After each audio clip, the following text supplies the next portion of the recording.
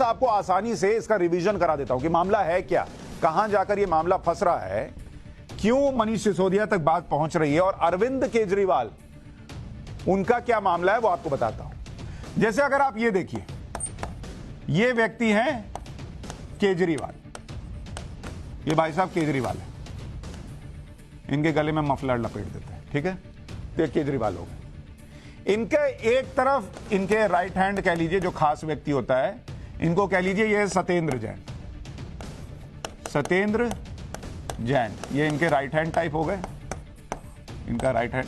और एक तरफ इनके जो है वो है मनीष सिसोदिया, मनीष सिसोदिया, ये दोनों इनके बहुत खास। अब क्यों खास है अभी आपको बताऊंगा। अब हुआ क्या है कि ये सत्येंद्र जैन साहब जो हैं ये तो जेल में हैं, सलाखों के पीछे पहुंच गए। इन पर क्या केस लगा हुआ है भाई? इन पर मनी लॉन्ड्रिंग का केस है, मनी लॉन्ड्रिंग का केस है, और ये जेल के अंदर है, जेल में। ये है मनीष सिसोदिया, ये भाई साहब भी अब आजकल जो है वो सलाखों के पीछे हैं, सीबीआई रिमांड में। इन पर जो है वो लिकर पॉलिसी यानी शराब नीति को लेकर केस चल रहा है इन पर। अब सवाल यह है कि भाई ये दोनों अगर पकड़ लिए गए तो क्या ये भाई साहब भी इसी तरह से किसी बॉक्स में आ सकते हैं, अरविंद केजरीवाल जेल जा सकते हैं? और इन दोनों के पकड़े जाने का क्या मतलब है, इस पर आऊं उससे पहले केस थोड़ा सा बता देता हूं। ये पूरा मामला जो है शराब नीति का वो मनीष सिसोदिया से जुड़ा हुआ है। अब केस क्या है कि जैसे मान लीजिए ये दिल्ली है, ये है दिल्ली, ठीक है, इस दिल्ली में कहीं कहीं ये देखिए ये शराब के ठेके हैं, शराब के ठेके, ये देख रहे हैं, ये शराब का ठेका, ये शराब का ठेका, ये शराब का ठेका। अब ये लोग क्या किए, नई शराब नीति लेकर आए और उसमें ये हुआ कि हम भाई जगह जगह शराब के ठेके खोल देंगे और ज्यादा खुल जाएगा। ये नए ठेके खुलेंगे, उसके लिए एक नई शराब नीति लेकर आए।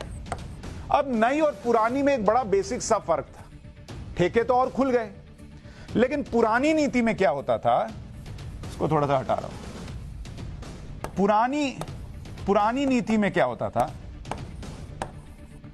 उसमें खेल होता था प्रॉफिट प्रति बोतल का। मतलब ये जो शराब की झूमती हुई सी बोतल होती थी,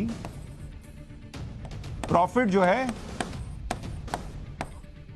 प्रति बोतल, मतलब एक बोतल बिकेगी उसमें सरकार जो प्रॉफिट होगा उसमें सरकार का भी शेयर होगा।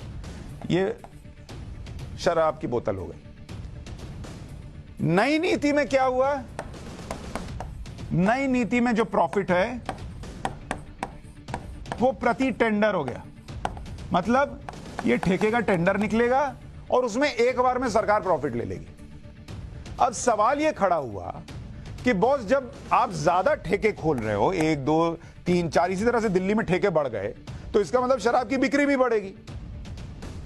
शराब की बिक्री भी बढ़ेगी तो फिर आप प्रति बोतल ही क्यों नहीं प्रॉफिट ले रहे हो? आप पहले ही एक बार में उसको प्रॉफिट लेके छोड़ दे रहे हो कि आप तुमको जितना कमाना है कमाओ, इससे तो नुकसान होगा। दूसरा बड़ा सवाल हुआ कि जो प्रॉफिट है वो 5% से बढ़कर 12% कैसे हो गया कि जो लोग टेंडर ले रहे हैं उनका प्रॉफिट मार्जिन, ठेकेदारों का, शराब के ठेकेदारों का, वो 5% से बढ़ाकर 12% कैसे किया गया? यही सीबीआई कोर्ट में कह रही है कि ये 12% का लॉजिक कहां से लाए बॉस, और ये किसने लिख कर भेज दिया आपके लैपटॉप पे, कंप्यूटर पे जो सोर्सेज दावा कर रहे हैं कि बाहर से आया था, वो किसने बता दिया था कि 12% कर दीजिए? ये सब आरोप लग रहे हैं।